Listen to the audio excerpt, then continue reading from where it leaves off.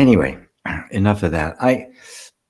It's all in the spirit of the title for today's today's satsang, because I've talked to several people lately, as I do. I mean, it's what I spend my days doing, and just noticing how hard people are on themselves, how hard you all are on yourself, right?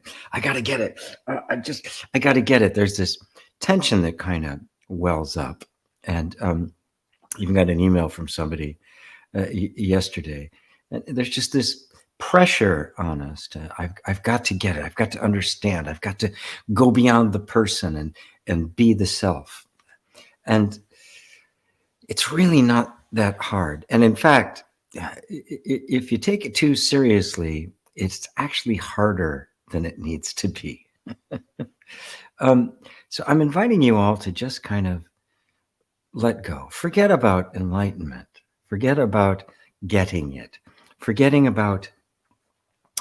about striving and struggling and thinking so hard that the veins are popping out of your neck.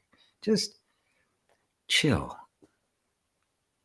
Today, while we're in satsang, just forget about all of it.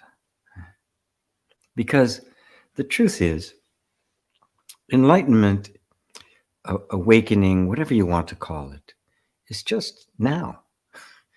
It's just being okay with your experience now.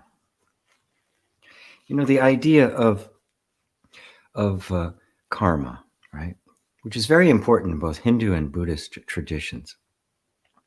And it would seem as though Advaita would just kind of blow that away. It's all an illusion, it's all a dream and all of that. But it's not really quite like that. There's a momentum to our lives, isn't there?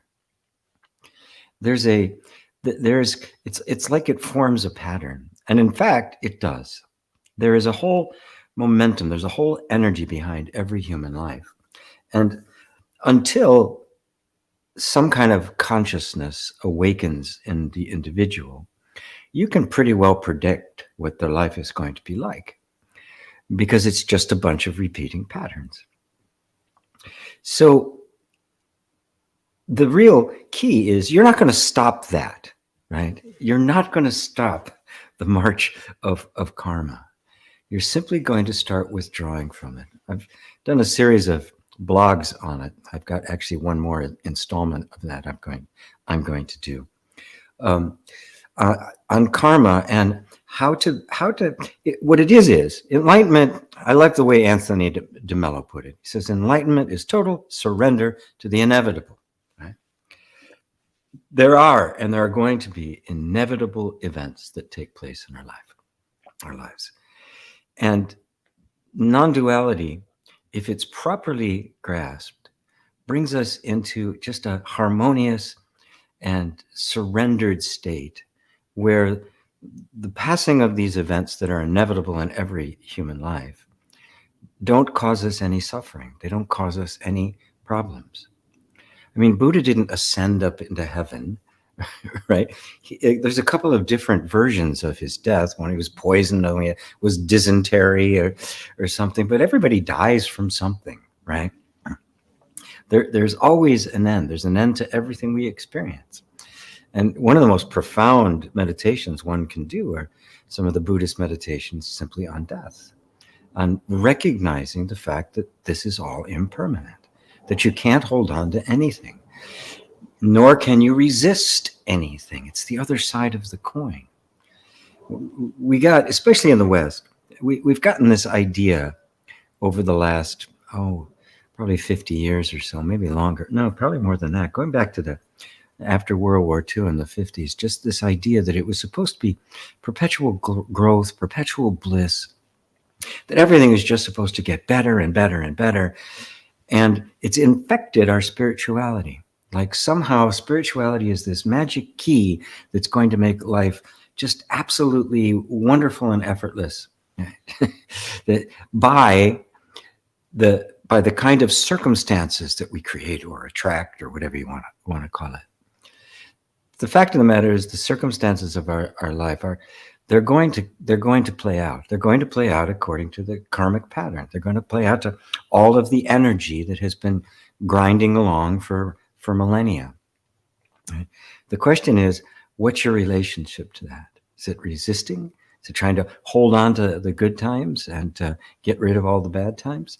Or is it just a sense of equanimity, of just, well, this is what's happening now, and the reason it's happening is because it needs to. It's just part of the pattern. And by your reacting to it, whether it be holding on to it or pushing it away, you're actually creating more. That is the energy that keeps Shiva's wheel turning. Our attachment to it or our aversion to it. When that's gone, when we just let it happen, it's like unplugging a fan. Right?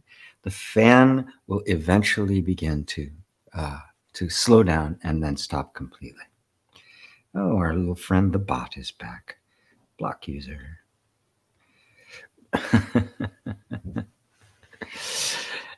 busy bots. So take it easy. Chill out, dude and dudettes. Have a laugh, right? Watch a stupid movie. Give yourself permission to enjoy this moment. Don't make non-duality the great quest that someday off in the future, I'm going to be happy. It's not going to happen. It's being happy right now with exactly what it is. Cultivating this presence in this now that you're experiencing right this moment cannot possibly be anything other than what it is. Call it predestiny, call it karma. It doesn't matter what you call it, right? There's just an infinite number of causes and conditions that get put in, that kind of grind along, right? And everything you experience is the result of the confluence of causes and conditions. And as Buddha referred to it as dependent arising, which meant that, as Nisargadatta put it, everything causes everything. There is no linear line you can point to. If I do this, then things are going to be different.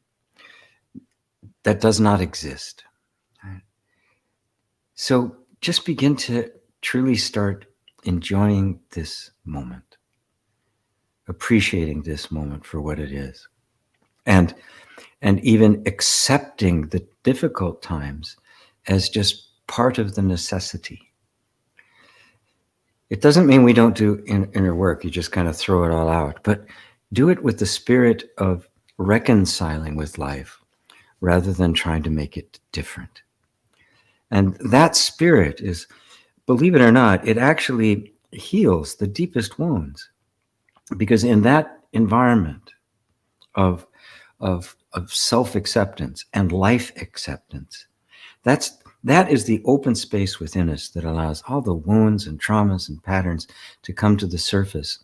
And if coming to the surface, you simply recognize them, be with them, be totally present with them, that part of the karmic energy that is made up with all of the traumatic events in our lives begins to dissipate. And we have a completely different relationship with everything. And that is true enlightenment. Right? That's the reality of enlightenment. It is this state in which you are so open that you're imperturbable, right? And humble. Something bad has happened, it makes sense. It had to happen, right? And is it really bad? Well, like a movie, every dramatic movie has comic moments in it, right? To help kind of move it along. And every comedy has dramatic moments in it, right? It all just depends on where they fade to black and say the end. It will determine whether it's a comedy and a drama. And your life, well, it is eventually going to fade to black and it'll be the end.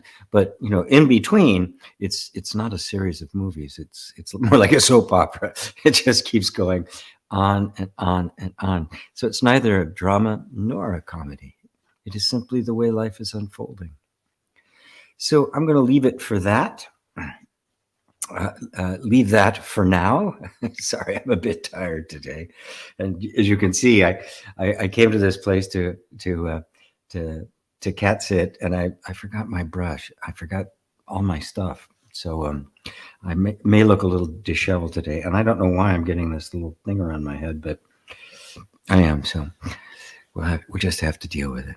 So on that note, I'm going to just remind you to take it easy. Just relax right now. Just kind of sit back in your chair. All the questions, all the desires, that feeling I've got to get it. It isn't legitimate. It's just how your mind keeps you on the treadmill, keeps that carrot in front of you, as if enlightenment was something out there. If it is out there and it's achieved because of some result, well, then it can't be the real thing. Then it too is temporary. It comes and goes. And if it doesn't come and go, it means it's here now, right now. Hey everybody, GP here, and thank you very much. Since you've watched all the way to the end, I know you're getting a lot out of this this message and this whole approach to spirituality and energy healing. So please, if this is meaningful to you and has been helpful to you, please like and share. As they say, press all those buttons down below. And for those of you who are able and really want to help support me in this, I do have my Patreon, my Patreonic place where you can support me in any way that you possibly can. I do all of this myself. I try to keep all the stuff here free and without any kind of advertisements or monetization. And in so doing, I do it all myself. The production, the quality, the editing, the audio, the lights, the makeup, which there is none. I do it all myself because I want to keep everything as reasonable as I possibly can. So if you can find it to support me in this work, I deeply appreciate it. But thank you all for watching, and most importantly, thank you for taking the message into your heart and letting it touch you. Until later, namaste.